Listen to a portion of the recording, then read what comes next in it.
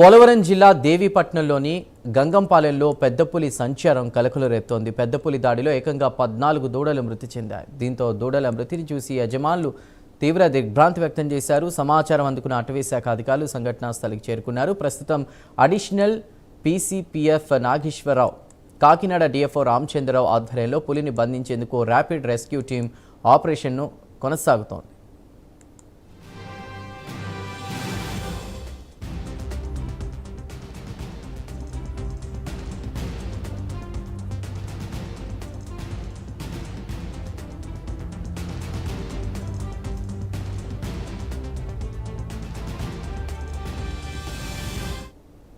పోలవరం దేవీపట్నంలో పులి కదలికలు దాడికి సంబంధించిన పూర్తి వివరాలు మా ప్రతినిధి శ్రీరామూర్తి అందిస్తారు. శ్రీరామూర్తి. చందు, ఏదైతే పోలవరం జిల్లాలో పెద్ద పులి సంచారం చాలా భయాందోళనకి గురిచేస్తున్న పరిస్థితి ఉంది.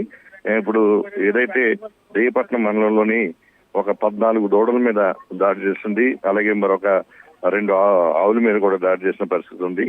దీంతో మొత్తం ఫారెస్ట్ అధికారులు కూడా అప్రమత్తమయ్యారు. దాదాపుగా చూసినట్లయితే ఒకేసారి 14 దూడల మీద దాడి చేయటాన్ని చాలా ఆందోళన కలిగిస్తున్న పరిస్థితి ఇక్కడ గిరిజన రైతుల్లోని, అలాగే ఆనుకుని ఉన్న రైతులు కూడా నెలకొని ఉంది. అంటే గత 4 రోజులుగా ఈ పులి సంచారం చాలా ఎక్కువైంది. దీంతో ఈ పులి చూసినట్లయితే దాదాపుగా ఒక రోజు కూడా 2-3 ఆటల మీద దాడి చేస్తూనే ఉంది. ఇప్పుడు గంగంపాలెంలో ఈ పెద్ద పులి సంచారం చేస్తుంది. రాత్రి చూసినట్లయితే దాదాపు 14 ఆవు దూడలు, 2 గేదెల దూడలు, 1 గేదెను కూడా హతమార్చింది.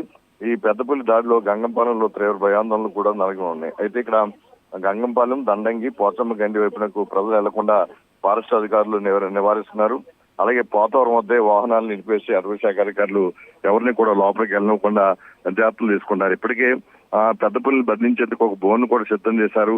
అలాగే దాని కదలికల్ని ఎప్పటికప్పుడు దాని ఒక ట్యాగ్ ద్వారా దాన్ని అబ్జర్వ్ చేస్తున్నారు, అది తిరుగుతున్న తీరుని అబ్జర్వ్ చేస్తున్నారు. అయితే అది రోజుకొక రూట్ ను మార్చుకుంటూ ఈ దూడల మీద దాడి చేస్తూ ప్రజలను భయాందోళనకు గురి చేస్తుంది.